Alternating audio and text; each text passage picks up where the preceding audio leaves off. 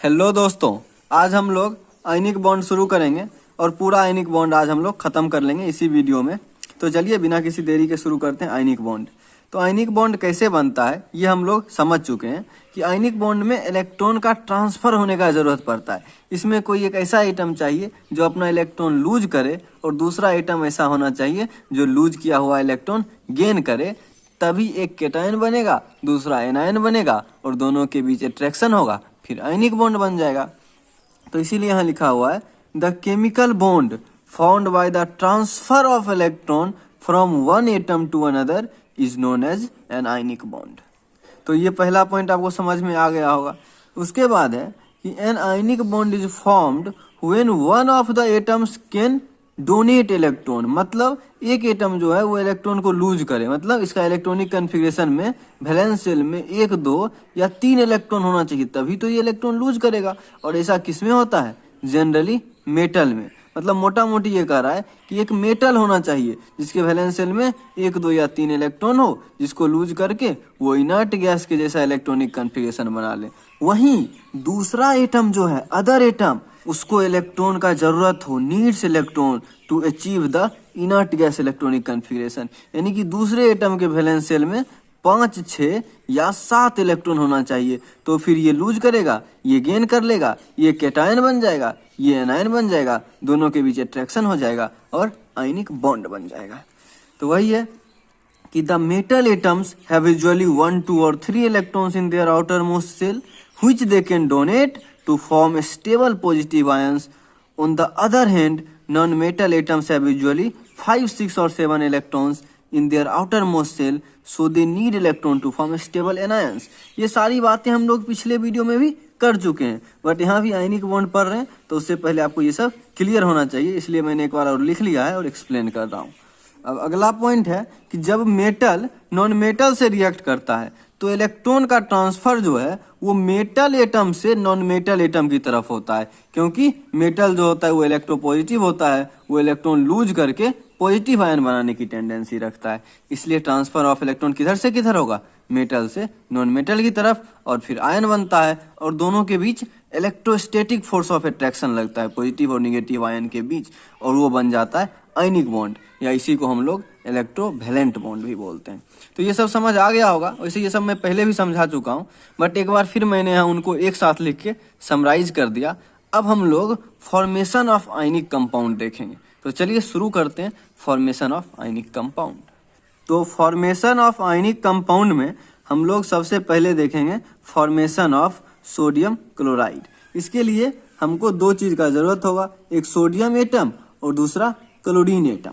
अब क्या है कि सोडियम का एटॉमिक नंबर होता है 11, तो उसका इलेक्ट्रॉनिक कन्फिग्रेशन हो जाएगा 281। इसके वैलेंस शेल में 1 इलेक्ट्रॉन है। अब ये 1 इलेक्ट्रॉन लूज कर दे तो इसका ऑक्टेट कंप्लीट हो जाएगा, मतलब ये 1 इलेक्ट्रॉन लूज करना चाह रहा है। वहीं पे हमारे पास दूसरा एटम जो है वो है क्लोरीन एटम। इसका एटॉमिक नंबर होता है 17, इसका इलेक्ट्रॉनिक कन्फिग्रेशन हो जाएगा 287।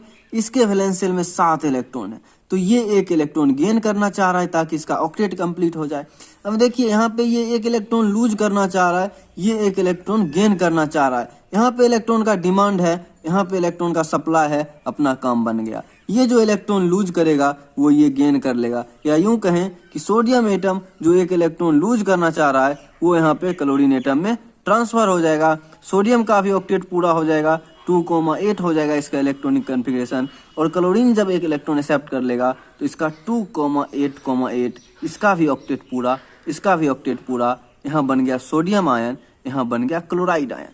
अब ये केटायन है, ये एनायन है, ये पॉजिटिवली चार्ज्ड है, ये निगेटिवली चार्ज है। इन दोनों के बीच इलेक्ट्रोस्टैटिक फोर्स ऑफ अट्रैक्शन लगेगा, यानी कि यहाँ पे जो अट्रैक्शन है वो इलेक्ट्रोस्टैटिक अट्रैक्शन है, और यही इलेक्ट्रोस्टैटिक अट्रैक्शन जो है उसको हम लोग आयनिक बॉन्ड कहते हैं या फिर इलेक्ट्रोवैलेंट बॉन्ड कहते हैं।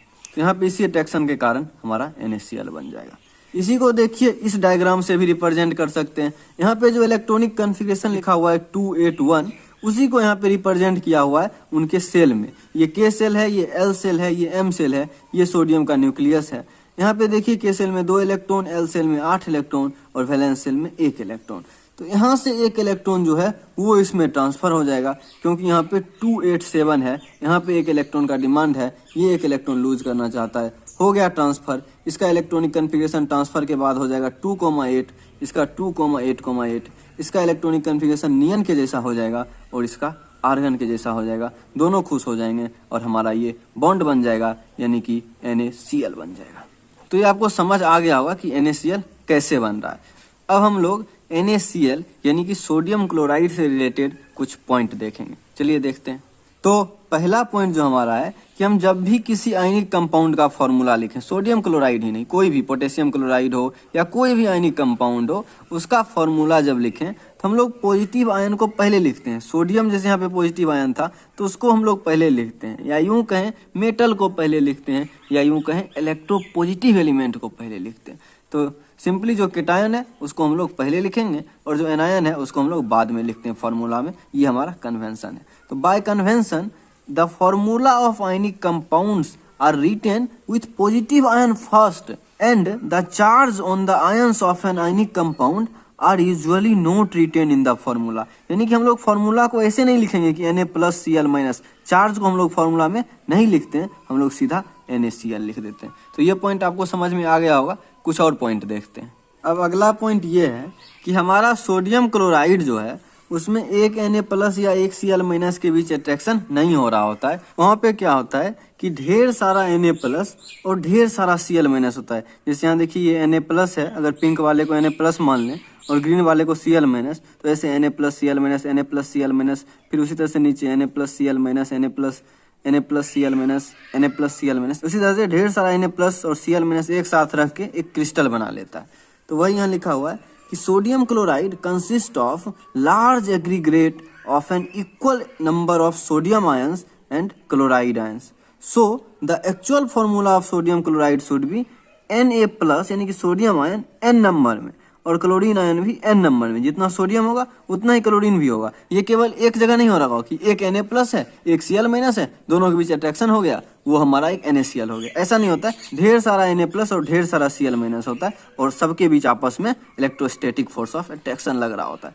तो उस हिसाब से फॉर्मूला क्या होना चाहिए, Na+ n और Cl- भी n की संख्या में, या Na+ Cl- होल में n रख दीजिए, जहाँ पे n क्या होगा, एक लार्ज नंबर होगा। ये हमारा एक्चुअल फार्मूला होगा। लेकिन हम लोग सिंपलेस्ट फार्मूला लिखते हैं बस NaCl, ये हमारा सिंपलेस्ट फार्मूला है सोडियम क्लोराइड का, ये एक्चुअल फार्मूला नहीं है। तो ये आपको समझ में आ गया होगा। अब हमारा है फॉर्मेशन ऑफ KCl। ये एकदम सेम NaCl के पैटर्न में होता है, क्योंकि NaCl में भी वैलेंस इलेक्ट्रॉन एक होता है। यहाँ पे देखिए पोटेशियम का भी वैलेंस इलेक्ट्रॉन एक है, पोटेशियम का एटॉमिक नंबर 19 होता है। तो इलेक्ट्रॉनिक कन्फिगरेशन हो जाएगा 2,8,8,1, वैलेंस इलेक्ट्रॉन 1 हो गया। ये अपना ऑक्टेट कंप्लीट करने के लिए इसे एक इलेक्ट्रॉन को लूज करना चाहेगा। वहीं क्लोरीन है यहाँ पे 2,8,7, क्योंकि इसका एटॉमिक नंबर 17 होता है, तो ये फिर एक इलेक्ट्रॉन गेन करना चाहेगा। यहाँ से यहाँ इलेक्ट्रॉन ट्रांसफर हो जाएगा, ये एक इलेक्ट्रॉन लूज कर दिया, ये इलेक्ट्रॉन गेन कर लिया, ये लूज करके पोटेशियम प्लस केटायन बना लिया और ये गेन करके एनायन बना लिया। इन दोनों के बीच अट्रैक्शन हो जाएगा, वही आयनिक बॉन्ड हो जाएगा हमारा KCl, एकदम बिल्कुल NaCl के जैसा। तो उसी तरह से जैसे यहाँ पे क्लोराइड आयन बन रहा है, फ्लोराइड आयन भी वैसे ही बनेगा, क्योंकि 2,7 होता है, ये भी एक इलेक्ट्रॉन गेन करना चाहता है। ब्रोमाइड आयन भी एक इलेक्ट्रॉन गेन करना चाहता है, उसके भी वैलेंस शेल में 7 इलेक्ट्रॉन होता है। तो जितने भी हेलोजन है, फ्लोरीन, क्लोरीन, ब्रोमीन, आयोडीन, इन सभी के वैलेंस शेल में 7 इलेक्ट्रॉन होता है। तो ये सब जब अपना एनायन बनाएगा तो ये सब एक इलेक्ट्रॉन गेन करके अपने ऊपर 1 यूनिट का निगेटिव चार्ज लेगा। तो ये सब सिमिलर वे में अपना एनायन बनाता है। तो वही यहाँ लिखा हुआ है, the formation of fluorides, bromides and iodides of alkali metals is similar to the formation of chlorides. अब अल्कली मेटल में कौन कौन से आते हैं, lithium, sodium, potassium, rubidium, caesium. ये सभी वैलेंस शेल में 1 इलेक्ट्रॉन रखते हैं। तो ये सभी क्या करेंगे, 1 इलेक्ट्रॉन लूज करेंगे और जितने हेलोजन्स हैं वो सभी उस इलेक्ट्रॉन को गेन कर लेंगे। तो इस तरह से अल्कली मेटल हेलोजन के साथ रिएक्ट कर लेंगे, जैसे सोडियम क्लोराइड ने किया, जैसे पोटेशियम क्लोराइड ने किया, उसी तरह से पोटेशियम ब्रोमाइड भी बन जाएगा, पोटेशियम आयोडाइड भी बन जाएगा, सीजियम क्लोराइड भी बन जाएगा। तो ये आपको समझ में आ गया होगा। अब चलिए हम लोग कुछ और आयनिक कंपाउंड्स का फॉर्मेशन देखते हैं। अगला कंपाउंड है हमारा मैग्नीशियम क्लोराइड। अब हम लोग देखेंगे फॉर्मेशन ऑफ मैग्नीशियम क्लोराइड। तो हमारे पास इसमें 2 चीजें होगी, मैग्नीशियम का एटम और क्लोरीन का एटम। तो मैग्नीशियम जो है उसका एटॉमिक नंबर है 12। तो इसका इलेक्ट्रॉनिक कन्फिग्रेशन हो जाएगा 2,8,2। वहीं पे क्लोरीन का क्या होता है एटॉमिक नंबर 17, तो इसका इलेक्ट्रॉनिक कन्फिग्रेशन हो जाएगा 2,8,7। तो अब हमारा मैग्नीशियम जो है ये 2 इलेक्ट्रॉन लूज करना चाह रहा है, लेकिन क्लोरीन तो एक ही इलेक्ट्रॉन गेन करेगा। तो इसीलिए मैग्नीशियम का एक एटम जो है वो क्लोरीन के 2 एटम का ऑक्टेट कंप्लीट कर सकता है। क्यों? क्योंकि ये 2 इलेक्ट्रॉन लूज करना चाह रहा है, तो क्लोरीन तो एक ही इलेक्ट्रॉन लेता है, इसलिए 2 क्लोरीन का जब एटम आएगा तो वो दोनों एक एक इलेक्ट्रॉन ले लेगा। मैग्नीशियम का भी ऑक्टेट कंप्लीट हो जाएगा, क्लोरीन का भी ऑक्टेट कंप्लीट हो जाएगा। तो ये जब 2 इलेक्ट्रॉन लूज करेगा तो इसका हो जाएगा 2,8, और ये जब एक एक इलेक्ट्रॉन गेन करेगा तो 2,8,8 हो जाएगा दोनों क्लोरीन का। यहाँ आप देख सकते हैं मैग्नीशियम 2 इलेक्ट्रॉन लूज करके मैग्नीशियम 2+ कैटायन बना लिया, और दोनों क्लोरीन जो है वो एक एक इलेक्ट्रॉन गेन करके ये दोनों अपना ऑक्टेट कंप्लीट कर लिया। ऊपर वाला क्लोरीन चूंकि एक ही इलेक्ट्रॉन एक्सेप्ट किया है तो इसलिए इस पे भी 1 यूनिट निगेटिव चार्ज, यहाँ भी एक ही इलेक्ट्रॉन एक्सेप्ट हुआ है तो 1 यूनिट निगेटिव चार्ज, लेकिन ये दोनों मिलके 2 यूनिट निगेटिव चार्ज आ गया। तो इसको फिर हम लोग इस तरह से भी रिप्रेजेंट कर सकते हैं, मैग्नीशियम पे 2 यूनिट पॉजिटिव चार्ज और फिर क्लोरीन पे 1 यूनिट निगेटिव चार्ज, लेकिन एक मैग्नीशियम के साथ 2 क्लोरीन होगा, इसीलिए इसका फॉर्मूला हो जाएगा MgCl2। तो ये आपको समझ में आ गया होगा। सेम बेसिस पे यहाँ भी होगा। कैल्शियम देखिए इसका एटॉमिक नंबर 20 होता है, इसके वैलेंस शेल में 2 इलेक्ट्रॉन है तो ये 2 इलेक्ट्रॉन लूज करना चाहेगा। यहाँ पे क्लोरीन है, इसका एटॉमिक नंबर 17 होता है, इसके वैलेंस शेल में 7 इलेक्ट्रॉन होता है तो ये एक ही इलेक्ट्रॉन गेन करेगा, इसीलिए यहाँ पे 2 क्लोरीन की जरूरत पड़ी, और यहाँ पे बारी बारी से दोनों क्लोरीन को ये अपना एक एक इलेक्ट्रॉन दे देगा। तो यहाँ पे देखिए कैल्शियम 2+ बन जाएगा और क्लोरीन पे माइनस आएगा एक ही, लेकिन यहाँ पे क्लोरीन का 2 एटम होगा और क्लोरीन का भी ऑक्टेट पूरा हो जाएगा और फॉर्मूला CaCl2 हो जाएगा। दोनों एकदम सेम तरह से हुआ है, क्योंकि जो मेटल है वो 2 इलेक्ट्रॉन देना चाहता है और जो नॉन मेटल है हमारा क्लोरीन वो 1 इलेक्ट्रॉन लेना चाहता है। तो दोनों एकदम सिमिलर रिएक्शन है, आपको समझ आ गया होगा। तो चलिए अब हम लोग अगले आयनिक कंपाउंड का फॉर्मेशन देखते हैं। तो हमारा अगला आयनिक कंपाउंड है फॉर्मेशन ऑफ मैग्नीशियम ऑक्साइड। अब देखिए मैग्नीशियम का वैलेंस इलेक्ट्रॉन 2 होता है, इसका एटॉमिक नंबर 12 होता है, तो ये इलेक्ट्रॉनिक कन्फिग्रेशन होगा, तो इसका 2 वैलेंस इलेक्ट्रॉन होगा। उसी तरह से ऑक्सीजन का 6 वैलेंस इलेक्ट्रॉन होगा, क्योंकि इसका एटॉमिक नंबर 8 होता है, तो ये इलेक्ट्रॉनिक कन्फिग्रेशन हो जाएगा 6 वैलेंस इलेक्ट्रॉन। अब देखिए ये 2 इलेक्ट्रॉन लूज करना चाहता है मैग्नीशियम, और ऑक्सीजन जो है ये वही 2 इलेक्ट्रॉन गेन करना चाहेगा। तो हो गया, ये 2 इलेक्ट्रॉन लूज करना चाहता था, ये गेन कर दिया, ये लूज बन गया Mg2+, कर लिया ये दोनों इलेक्ट्रॉन गेन, बन गया ऑक्सीजन 2-, इसको ऑक्साइड आयन बोलते हैं, इसको मैग्नीशियम आयन बोलते हैं। ये कैटायन ये एनायन, इस पे 2+ चार्ज, इस पे 2- चार्ज, दोनों के बीच अट्रैक्शन होगा, यही अट्रैक्शन जो है वो आयनिक बॉन्ड कहलाएगा और हमारा आयनिक कंपाउंड MgO तैयार हो जाएगा। यहाँ पे आयन कौन कौन है? Mg2+ और ऑक्सीजन 2-। तो ये आपको समझ आ गया होगा। एकदम सिमिलर देखिए कैल्शियम ऑक्साइड बनेगा। कैल्शियम का एटॉमिक नंबर 20 होता है, तो इसका इलेक्ट्रॉनिक कन्फिग्रेशन क्या हो जाएगा? 2,8,8,2, 2 वैलेंस इलेक्ट्रॉन। यहाँ पे देखिए ऑक्सीजन है, इसका एटॉमिक नंबर 8 होता है, इलेक्ट्रॉनिक कन्फिग्रेशन 2,6 हो जाएगा। तो ये 2 इलेक्ट्रॉन लूज करना चाहेगा, ये 2 इलेक्ट्रॉन गेन करना चाहेगा। ठीक है, इसके वैलेंस शेल में 2 इलेक्ट्रॉन ये लूज कर देगा, ये गेन कर लेगा, बन गया कैल्शियम 2+, ऑक्सीजन 2-। ये कैटायन है, ये एनायन है, दोनों के बीच अट्रैक्शन होगा और बन जाएगा कैल्शियम ऑक्साइड। तो ये हम लोगों ने देख लिया कि आयनिक कंपाउंड कैसे फॉर्म होता है। अब हम लोग कुछ कॉमन आयनिक कंपाउंड देखेंगे जो बहुत ज्यादा यूज होते हैं केमिस्ट्री में। तो चलिए देखते हैं सम कॉमन आयनिक कंपाउंड्स। तो ये हैं हमारे कुछ कॉमन आयनिक कंपाउंड्स। पहला है सोडियम क्लोराइड, इसका फॉर्मूला NaCl होता है। इसका फॉर्मेशन भी अभी हम लोगों ने देखा था, इसमें Na+ आयन होता है और Cl- आयन। ये मेटल है, ये नॉन मेटल है। अच्छा, आयनिक बॉन्ड जनरली मेटल और नॉन मेटल के बीच ही बनता है, क्योंकि मेटल जनरली इलेक्ट्रॉन लूज करते हैं और non metal generally electron gain करते हैं। यहाँ देखिए पोटेशियम क्लोराइड है, यहाँ पे KCl इसका फॉर्मूला होता है, इसका भी फॉर्मेशन हम लोगों ने देखा था। यहाँ K+ आयन है और यहाँ Cl- आयन है। Magnesium chloride MgCl2, Mg2+ ion और Cl-। उसी तरह से कैल्शियम क्लोराइड CaCl2, Ca2+ और Cl-। सोडियम ऑक्साइड Na2O, इसमें कैटायन है Na+ और एनायन है O2-। उसी तरह से मैग्नीशियम ऑक्साइड, इसका फॉर्मूला हो जाएगा MgO, cation Mg2+, anion O2-। Calcium oxide formula CaO, cation calcium 2+, anion oxygen 2-। उसी तरह से copper nitrate formula CuNO3(2), cation Cu2+, anion NO3-। उसी तरह से copper sulphate formula CuSO4, cation Cu2+, anion SO4-। उसी तरह से अमोनियम क्लोराइड। यहाँ देखिए हमारा जितना भी आयनिक कंपाउंड अभी तक हम लोगों ने देखा उसमें से कैटायनिक पार्ट में मेटल था और एनायनिक पार्ट में नॉन मेटल था, यहाँ पे आप देख सकते हैं। लेकिन अमोनियम क्लोराइड ये एक्सेप्शन है। मैं आप लोगों को शुरू से बताता आ रहा हूँ कि NH4+ जो है ये ऐसा कैटायन है जो कि केवल नॉन मेटल से बना है, और वहीं दूसरा हमारा H+ ये भी ऐसा कैटायन है जो नॉन मेटल से बना है। तो यहाँ पे देखिए कैटायन वाला पार्ट भी नॉन मेटलिक है और एनायन वाला भी पार्ट नॉन मेटलिक है। तो अमोनियम क्लोराइड यहाँ पे NH4Cl इसका फॉर्मूला हो जाएगा, और इसमें आयन प्रेजेंट है, कैटायन है NH4+ और एनायन है Cl-। तो ये आप लोगों ने देख लिया, ये कुछ कॉमन आयनिक कंपाउंड था। तो यहाँ पे हमारा आयनिक कंपाउंड खत्म हो गया। अब हम लोग एक क्वेश्चन देखते हैं एनसीईआरटी का आयनिक कंपाउंड से रिलेटेड। ये देखिए हमारा आयनिक कंपाउंड से रिलेटेड एक एनसीईआरटी का क्वेश्चन है। इसका 3 पार्ट है, तीनों पार्ट हम लोग बारी बारी से करते हैं। देखिए पहला पार्ट क्या कहता है, right the electron dot structures for sodium and oxygen. बहुत आसान है, सोडियम है, इसका इलेक्ट्रॉन डॉट स्ट्रक्चर लिखना है। अच्छा, इलेक्ट्रॉन डॉट स्ट्रक्चर में केवल वैलेंस इलेक्ट्रॉन को रिप्रेजेंट करते हैं, और वैलेंस इलेक्ट्रॉन रिप्रेजेंट करने के लिए हमको पता होना चाहिए कि वैलेंस इलेक्ट्रॉन कितने होते हैं, और पता करने के लिए लिखना पड़ेगा इलेक्ट्रॉनिक कन्फिगरेशन। लिखते हैं सोडियम का एटॉमिक नंबर 11, तो इसका इलेक्ट्रॉनिक कन्फिगरेशन हो जाएगा 2,8,1। तो इसके पास एक वैलेंस इलेक्ट्रॉन है, तो सोडियम के सिंबल के पास एक डॉट लगा देंगे, तो ये हमारा हो गया सोडियम का इलेक्ट्रॉन डॉट स्ट्रक्चर।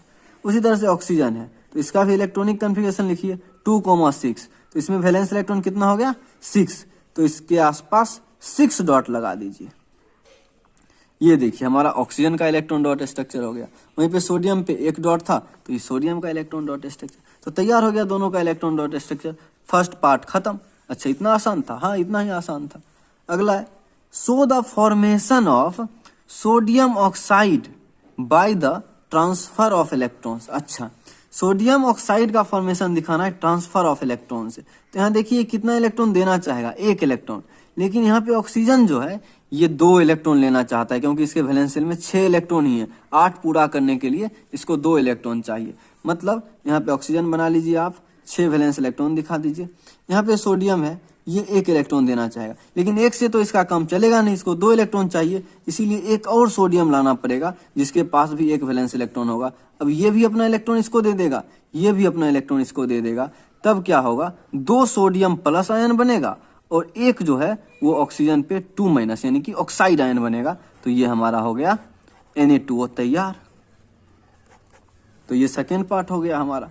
अगला है what are the ions present in this compound, यानी कि Na2O में कौन कौन से आयन प्रेजेंट है। ये है ना सोडियम प्लस आयन प्रेजेंट है, ये कितनी संख्या में है, 2 की संख्या में है, और एक O2- ऑक्साइड आयन प्रेजेंट है। तो कितनी संख्या में है ये आपसे नहीं पूछ रहा है, तो आप सिंपली बोल सकते हैं कि एक सोडियम प्लस आयन है और दूसरा O2- यानी कि ऑक्साइड आयन है। तो ये हो गया तीसरा पार्ट। तो ये तीनों कितना आसान था, मतलब बहुत ही आसान क्वेश्चन होते हैं इसके। अगर कंसेप्ट आपको क्लियर है और 1 से 20 तक का एटॉमिक नंबर याद है और इलेक्ट्रॉनिक कन्फिगरेशन लिखने आता है, यही बात मैंने आपको पीरियोडिक टेबल चैप्टर में भी बताया था कि आपको 1 से 20 तक के सारे एलिमेंट्स याद होने चाहिए, उनके एटॉमिक नंबर याद होने चाहिए और उनका इलेक्ट्रॉनिक कन्फिगरेशन लिखना आना चाहिए। काम आपके लिए बहुत आसान हो जाता है। तो वही बात मैं आपसे यहाँ भी रिपीट करूंगा, क्योंकि आपने देखा ही सारा खेल वैलेंस इलेक्ट्रॉन का है। और वैलेंस इलेक्ट्रॉन पता कैसे चलेगा, इलेक्ट्रॉनिक कन्फिगरेशन लिख के। उसके लिए आपको एटॉमिक नंबर याद होना चाहिए और इलेक्ट्रॉनिक कन्फिगरेशन लिखने आना चाहिए। तो आज के लिए इतना ही। अगले वीडियो में हम लोग कोवेलेंट कंपाउंड्स के बारे में पढ़ेंगे।